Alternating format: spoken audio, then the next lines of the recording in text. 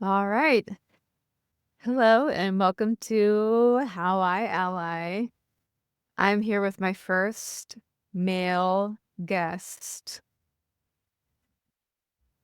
I'm, of course, very excited. Would you please introduce yourself and give a bit of a backstory? Okay. My name is Steven Lowell. I'm from New York City, and I work in a company where I am a reverse recruiter and a career coach. And I guess I've worked in about 6 countries and 4 countries in about 6 industries and traveled the United States. But the thing I think it's been challenging for me over the years is that I've also dealt with epilepsy since the age of 18, which probably threw a wrench in the works for someone who would want to have a typical career path. But I just seemed to turn it into something much more exciting and enjoyable for myself. So I'm very happy that I got to talk to you today about that. I'm happy to have you and happy that you are so open. I'm sure there are. Have you met people that have disclosed something like this to you and have also disclosed that they are not willing to talk about it? I've had people approach me and say that they have it, the what I deal with epilepsy, but they say it after I mention it first. And one of the reasons that they tell me that they don't tell other people is because it's not the type of disability that you can see. But when you do see it happen, it's quite upsetting. And it's scary. Like I've seen it happen to others on the street myself, and I think to myself, like, do I look like that? And I can imagine what people go through, but I know why they keep it quiet. They just don't want it to cause people to think certain things, make them create doubt in someone's mind that they're incapable of something because they have this. So they tend to keep it quiet. And actually, it runs in my family too. And a lot of my family, as big as they are, did not even know that I had it. But we knew two of my aunts and uncles did. So Wow. I found this out like last year. One of my cousins, 65-year old cousin, never knew that I had it. And his mom was the one who probably was the one who passed it down through their family too. Wow. So did he not know because he never cared to inquire or sorry, it's a bit of a personal question. Okay, I don't mind. Why didn't he is it something that so what comes first, the chicken or the egg? Is it not talked about because it's invisible or I think it is, I think it stems from behaviors and cultures where there is a belief that if you announce a weakness about yourself, that you are announcing you cannot do something. right. And the funny thing about what happened with my cousin was that we were at a Christmas party and we started to have this discussion because we're like the aunts and uncles, some of them have passed away. And so we started to have these discussions as cousins. So who did you get from who? Yeah. And someone would say, I got your dad's high cholesterol. Oh, I got your mom's epilepsy. And we're very blunt. Like we joke around like that. But we were sitting at a table and my cousin turned to me and said, I never knew. I never knew. And he said, my mom had it, but she didn't call it that. She said, oh, I had one of my little spells. I had one of my little spells. And even if you look back to as far back as the Salem witch trials, people who had seizures looked like they were possessed. And Yes. if you grew up in a religious household, you would think something religious was wrong with it because you don't see a disability and then something incredibly strange happens to a person or strange looking and scary. And that just it leads to some strange behaviors. It causes people to wonder, is it science? Is it religion? Is it what's really going on? And that's why Yeah. the field of neurology is so important too. Absolutely. That's so it's so rich because, I mean, there have been so many things that I've heard, about the those poor women from the Salem witch trials and all what could have been, all of these things that could have been actually occurring, Yeah. and but they were burned. Yeah. And Uh, it's it is this disability is one of the underfunded, under-researched disabilities that they don't know what causes it. 1 in 25 people in the United States will have a seizure, but might not have epilepsy. So there's so many things surrounding it. We haven't really figured out our own human brain yet. And sometimes it's just easily to rationalize it as saying, stay away from flashing lights or take your medication or make sure you don't play video games. I used to hear that as a kid.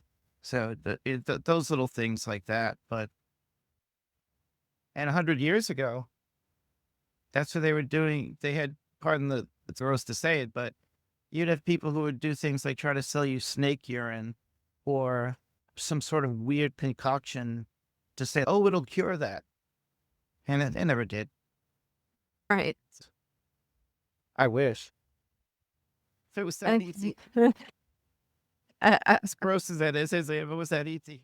you do it in a second. But my God, save me 30 years of the stuff. That's that's so tragic. That's deeply tragic. Oh, But but so you found out the potential inciting incident, if you will, from your childhood. it's crazy to think of like the timestamps in life when things were happening and to look at it and have answers because we don't always get answers. And I was I was 6 years old when I fell off a bicycle and had hit my head. I still have a bit of a scar here, and if you could see it. I And can't. it had caused we at that time, at that age, they didn't have MRIs or CAT scans. And so they figured we hope something doesn't happen. And then for the next 12 years, there was always these little things that would happen that would cause me to miss school and we didn't know what it was. We couldn't really put a finger on it. But then at 18, I had mentioned this, like a friend of mine was murdered and it just hit me very hard. And I remember in a car falling over in my friend's lap while he was driving and having a seizure. I don't remember the seizure, by the way. I actually remember waking up in the hospital and people standing over me and saying, Steven, do you know what happened to you? Do you know what happened to you? And that's scary because it's just, you're like, okay, where am I now? And, and I think it was from there realizing that now school was going to be different. My career was going to be different. And I really credit like this kind of, but I really credit the person saving me or getting my life in order. As funny enough is my wife because she has a great job and it had benefits. And it was the first time in my life that I was able to say, okay, let's stop life, what we're doing, and find out what's going on. And that's when I did video EEGs and I did the regular EEGs, and she was there to support me for that. And they found out what it was. And I think at this age, I was now like late 30s, I think. And it was, they said I have scar tissue on my right temporal lobe combined with epilepsy. And Wow. it was liberating to hear it finally. But it was funny to look back at it and say, like, all those times in life where I woke up and I twitched and my brother made fun of me, or my friends teased me at school for kind of doing these like little faces in class and they didn't know. they're like, what's wrong with him? Whatever. And they tease a little bit. We didn't know. No one knew. No one knew. And I finally could look back at it and say, oh, okay. That's all that was. Oh. Yeah. And to get detailed that this is that the seizures now, I have them so tracked to when they happen that I feel so bad for my wife sometimes because they usually happen between like 4 to 6 o'clock in the morning, usually during the cycle of sleep. And I'm sleeping and she could feel something and she'll roll over and wake me up and say, hey, something's about to happen. She has to put up with me. She doesn't let me say that. I could say that to you, but she doesn't let me say that to her. She'll, I won't let you say that either. she's like, don't say that. You know, as you put up with me. That been very lucky to work with some people who heard the story and said, okay, that's what you are. So, all right, there's going to be some days where you have to take off. And I'll have to trust that it's because of what you said. Show them I think it doesn't become real for them until they see it. And when they finally see it, they realize, oh, it's a big deal. Okay. I think people are generally like that. Nothing's real until we see it ourselves. And I've had a couple jobs where I've talking to a CEO and right in front of him, he sees something happen and he's, are you okay? Are you okay? And then he starts to panic. Then he calls my wife and then it's this whole big thing. And then I don't like people panicking over me. And then and it makes me stressed out and that's not Yeah. good. Whatever. I'm talking a lot about it, but I'm sorry. No, it's please no. I'm shutting up. I want you to talk. Yeah. It's that whenever somebody sees it for the first time, it scares them and they don't know how serious it is or not. And if I tell them, I'm fine, don't worry about it. It was just a little, I call it like a twitch. They have to take my word for it. But at the same time, to do their due diligence because they know I work a little harder than I should sometimes, they'll call my wife anyway. So my wife has been very much a part of my career, and I've been very much a part of hers because of there are times where she's had to leave work for me, and times where I think people I work with have had to talk to her about what's happening. Yeah. So it's very good to have a partner in life to help you survive it as time goes on. It's very true. It's like a almost like an AA sponsor or something. It's like someone that is giving you accountability and also showing up for you in a way that makes others feel safe. Yeah. Someone who can speak for you when you can't speak, someone who can talk to doctors when you can't talk. That's a big deal. It really is because one of the worst seizures I ever had was in Times Square while I was at work. And I Oh, was just burning the candle at both ends. And I was actually about to interview a celebrity. I was actually like a production assistant and I was gonna talk to Joe Theismann, who's a famous quarterback. And right when they handed me the microphone, I went,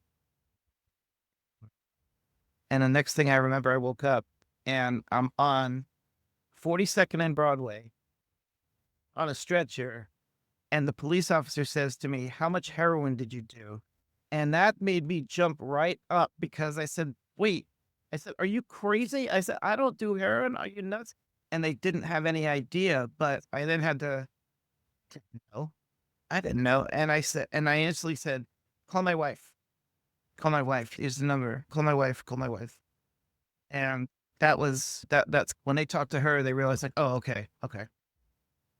Yeah, it was, but you got to imagine, I guess police officers of Times Square could see, this is a lot, but I try to be sympathetic, but I was like, what are you crazy? Really just the assumption I've never done. I don't drink, I don't smoke, I can't do drugs anyway. If I Right? Yeah.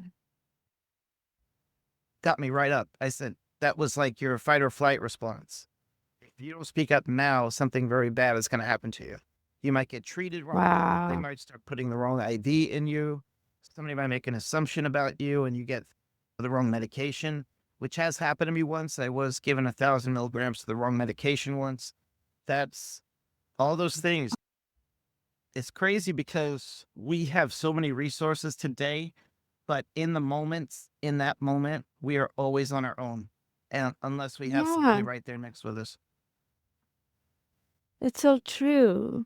It's like the only thing that I can think of, and like in day-to-day life, you think, "Gosh, I'm not that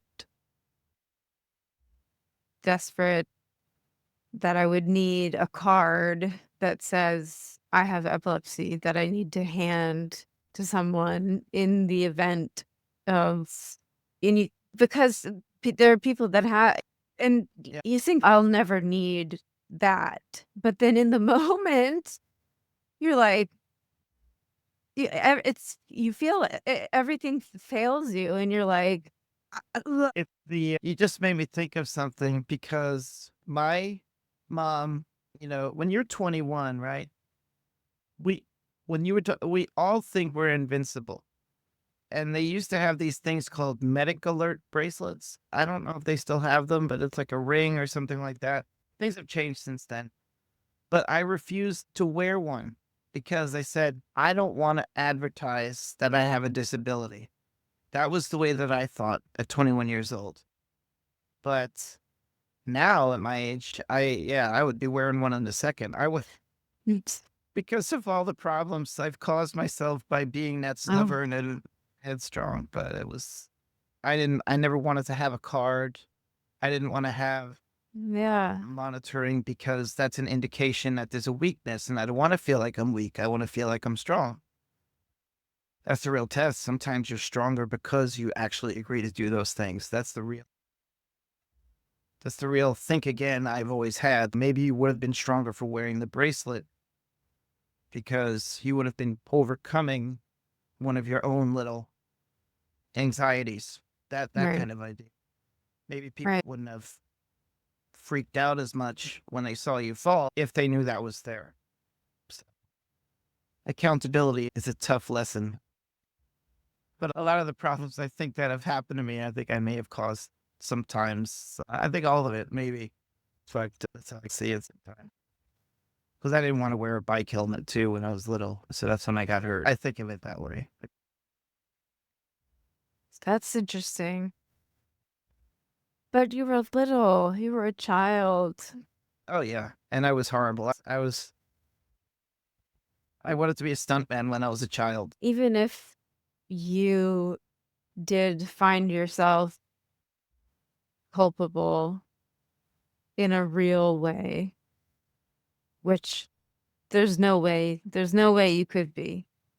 You were a child, and also there's no way that you could have known, like you said, you didn't even know anything about the brain, and there's no way you could have known anything about epilepsy and all of this.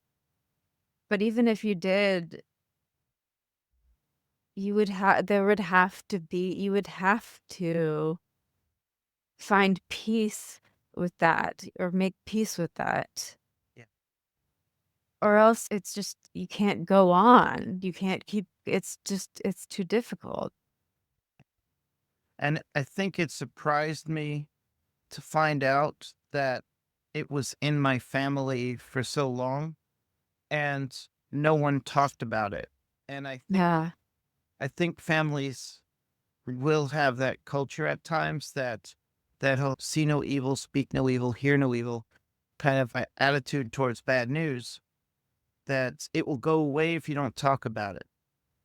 And clearly when it was passed down to me and another cousin from under another aunt, it became very real. And we started to wonder, like, why didn't you tell us about this?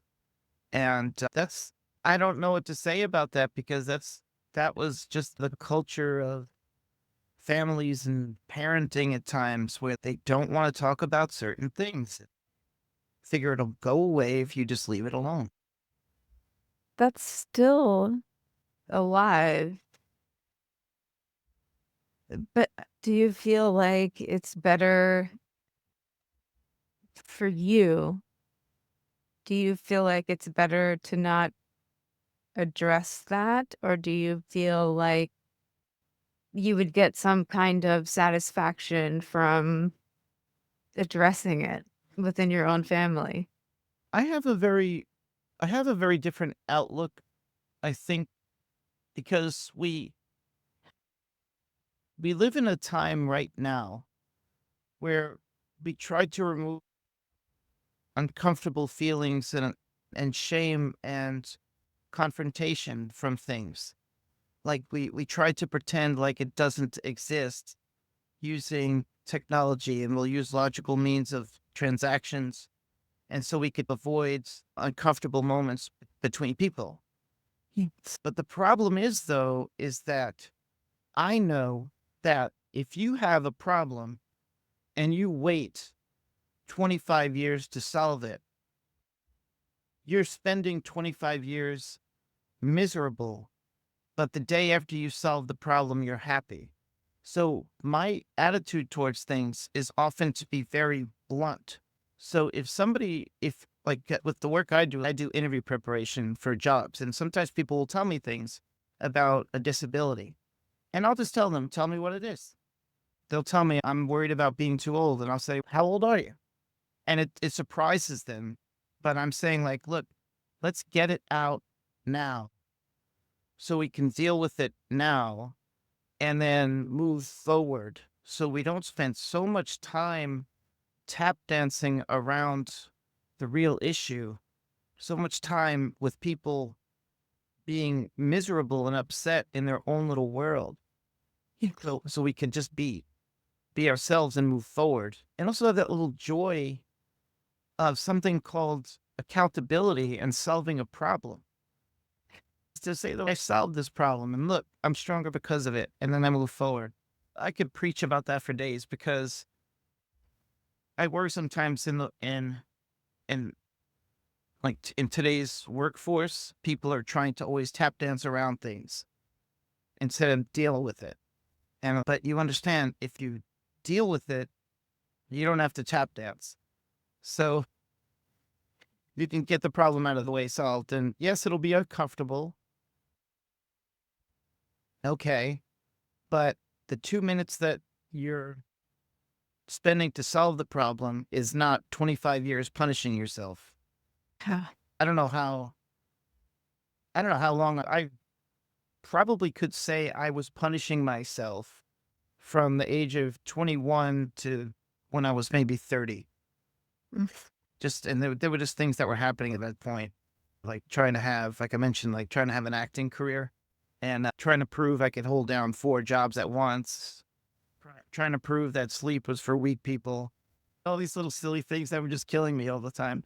And I just, I don't even, I really, it's funny how life is, but I always felt like there was a wake up call, I think, when I became an uncle and a few signs that happened along the lines that I'm on the way that told me, like, you got to straighten up or you're not going to be able to live like this for much longer. And I don't know if I told you about this, but like 2003, I feel like I almost died because I was 30 years old and I had lost my job. I was about a month away from being evicted. And I had gotten so bad that I was literally like taking food from like barbecues and stuff like that, like July 4th barbecue. Mhm. And I was living off that for a while in my apartment, like wondering what I was going to do. And the stress got to me so bad that I had a series of seizures in a row, like 3 or 4 seizures. And I woke up with police standing over me in my own apartment.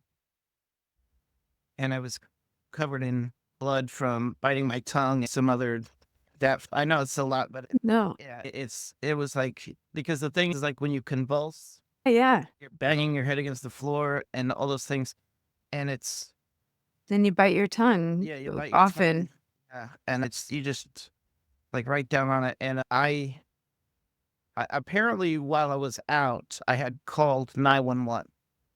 I didn't know that. I somehow like just had my phone next to me. I somehow had the presence of mind while in a state unconsciousness to to call 911 and I wasn't answering. So the phone stayed open with them and they traced the call and they got into the apartment that way and broke the door in, which would be another thing I had to pay my landlord for. But I just think of these little silly, strange things that I cared about at the time that don't really matter. But that was really the moment where I said, waking up from that and realizing, I think that day as I contacted my brother and I said, I give up. I don't know what I'm doing anymore. And he was the one that took me to get a suit in the city and Mm. said, I'm going to tell you what to do and you're going to listen. I don't want to hear anything from you. I don't want to hear you tell me you can do it better. I don't want to hear anything like that.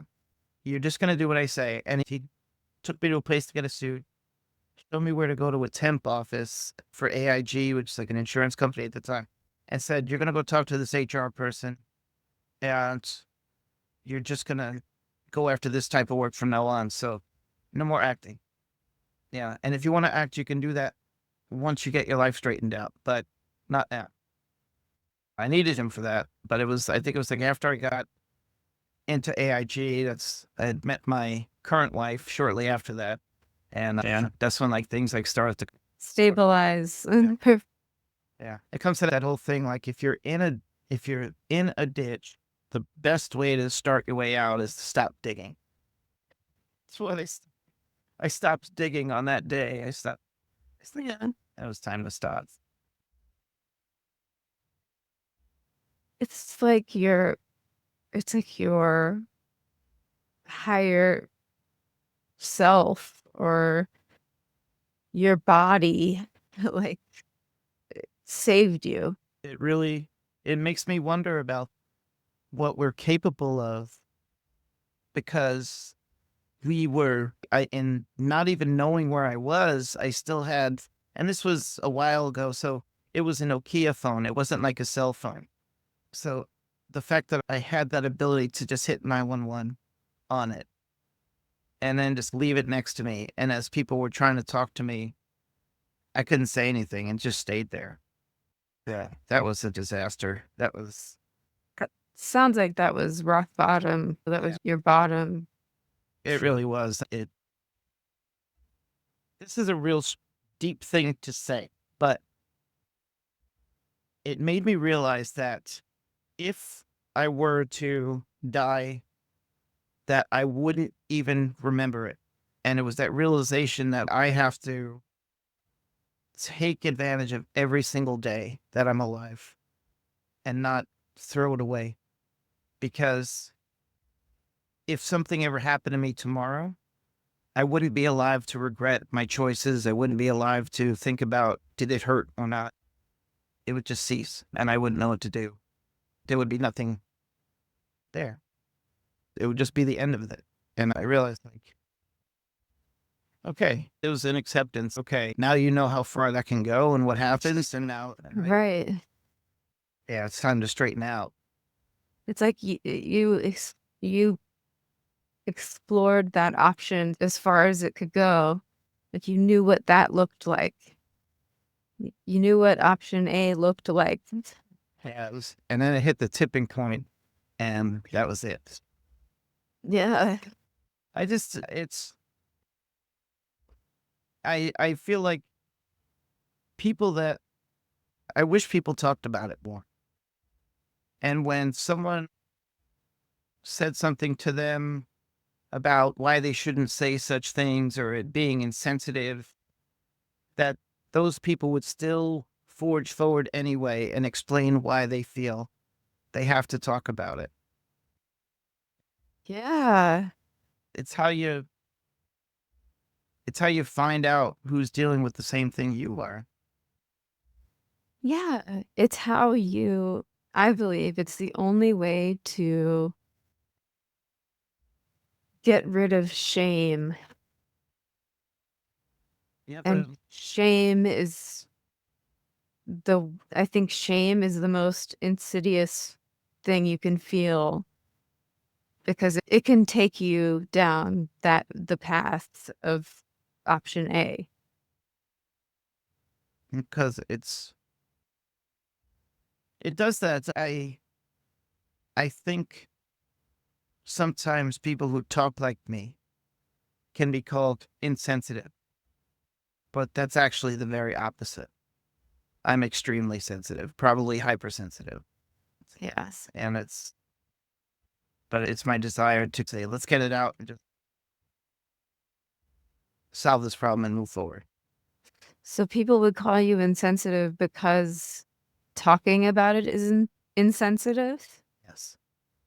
It's the idea that I should have considered how it made them feel first, which is impossible because I don't read minds. But really what those people are saying is you sh before you do something healthy, you should think about whether I have come to the point of doing something healthy or not yet before you do it. You should have thought about how I would feel even though we've never met and even though that I would never know anything about you unless we finally talk to each other. But you should have thought about me the whole time anyway. Yeah, it doesn't work that way. That's our yeah. Yeah. It'd be nice if people read minds. But I think if you're naturally empathic anyway, you can see when somebody needs help and then you have to bring it up. Yeah. What do you want to do about it? I do feel at least blessed in the sense that I don't have what I deal with as bad as I've seen others have it because I've sat in neurology offices where I saw people who dealt with it having maybe 6 or 7 seizures a week, and I have maybe 1 or 2 a year. But that's also by getting it under control as well. But some people just never figure out how to get it controlled. This all different types of medication. I'll use props for this one. This is like one of my medications here, and it's called Dilantin, and this is another one called Trileptal. And this one, the funny thing is that those were the very first 2 medications they put me on that controlled the seizures.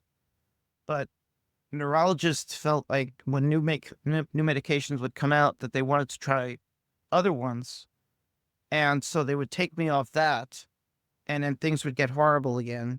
So they would put me on something called Lamictal, Keppra, Topamax, all these different ones. When cannabis came around, they were trying cannabis with this. But the thing was that every medication has side effects, and not all of them are effective. So combinations of medications work for me that won't work for somebody else. The 2 medications I take, one is an anticonvulsant and the other is a mood stabilizer because stress is a trigger for seizures and stuff like that. Yeah. Yeah, if there was ever an argument for the impacts of stress on the brain and what it can do, like I would definitely be like evidence of that. Totally. It's so interesting. It's April is Parkinson's Awareness Month, and I have a my dad has Parkinson's, but I also know someone who I really think it was and she thinks and her doctor thinks that it was triggered by a very stressful event in her life, that her Parkinson's was triggered by stress. Yeah, it's just so interesting to think that stress is that powerful. Parkinson's runs in my family too. I lost my grandfather and my aunt to Parkinson's. Really? And so when it's in the family, it's a waiting game of, is this going to happen to me too? And, but that's why it's important to stay close with family, because we have to really, okay. So how did you deal with it when this happened? It was, but I heard you say the word Parkinson. Yeah, it's another one I'm worried about. My dad passed away. He had dementia, but they thought for a while that he had Parkinson's. But Really? What kind of dementia? Just dementia? it was, yeah, it was like Alzheimer's, and I don't know if it was caused by like an aneurysm or something, but his dementia, he lived for about 13 years and had memory loss, and it affects people in different ways. His way, Yes. he was always a big laughing guy, and he laughed all the way through dementia. Everything was funny. You'd give him a guitar and he would look at it and he'd start laughing, and he used to play guitar, and then he would actually start to play it, and he would laugh at himself for knowing how to play it. And he's in the senior living home. He's flirting with nurses, and Dad, don't do that. You're married. And then he just starts laughing. This is crazy, but it's a story on a cruise ship with him when we were outdoors during a rainstorm on a cruise ship, and he's holding his glass of wine and he's just laughing at the whole thing. And I'm like scared his wife was going to get blown over. Like Dad's going to fly overboard. And I'm like trying to walk him back to his room. And it's just laughing all the time. And it made complete sense when he passed away on April Fool's Day. This is how we roll in my family. Like we try to look at the whole thing. Oh my God. Oh my God. This is why it's so good to talk about it because it's cathartic. It is it. There's things we can't control, and you have to find those ways to still plow through life. Have your moments to laugh at it, because if you can't laugh at it, it starts to really hold you back. And I don't know. Yeah. Uh, That is so funny. Oh my gosh. My dad is like that. He's kept his sense of humor throughout this whole thing. And it's actually what makes hanging out with him. He lives in a facility. That's such an icky word, but hanging out with him is still it's fun because he still has his sense of humor and he laughs at himself. And it's oh my gosh. Oh my god. God. Oh. Whoa. Whoa. I just had so I have to jump off in 2 minutes. I apologize. No. I love talking to you. To mention that. Yeah, yeah. Thank you so much. Yeah. Thank you so much. Oh my gosh. This is just it's so you just oh, you're such a good example of not only how good it is for you to talk about it, but how it can actually connect people. Because you never know. You never knew. There's no way you can know that about my dad and your dad, and it connects people. Yeah, it's the conversations that solve problems, instead of back and forth bickering on social platforms, where you're only being fed the things that you complain about. And that's Gosh. it's important. It's really important to, yeah, for people to know that we're all in this together, and that there's a shared reality that we should seek. Yes. Yeah. Yeah, and I know it's hard.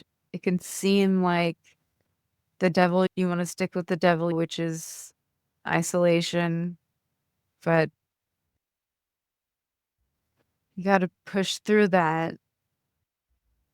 Thank you. Thank you. No, I really appreciate this chance to talk to you about it too. There were just a lot of years I didn't. And being unemployed in 2016 for a year, I had a couple instances where I had a seizure in a job interview. And that was around the time where I just felt like I probably should talk about this stuff more Ah, at the risk of not getting hired. I should bring it up. But I appreciate you giving me the chance to talk about it. of course, and I know what you mean. If you I feel like this has happened to me, like, well, like 3 different times in my life so far where something pretty difficult has been going on, and then I've taken control and owned the narrative in a way, and it's served me rather than hindered me, and it sounds like that's what you mean. Do I do? So, yeah. So I do apologize. I do have No. things I have to do. I have to. Oh my god, we went so over Yeah. time. Okay. Oh my god. It's Okay. okay. But yeah, they know. Oh Even with no. even when I like do the coaching and the training I do, they always it says it'll be like 90 minutes, and then it'll end up being like 2 or 3 hours. Oh, Okay, it's okay. nice. All right. So I'm gonna put in the show notes all about your gig. I don't know why I keep going back to saying your gig, Yeah. being a reverse recruiter. And yeah. All right. And I'm gonna end right now. You stay in touch, though. Okay. Okay. Yeah, definitely. Thank you.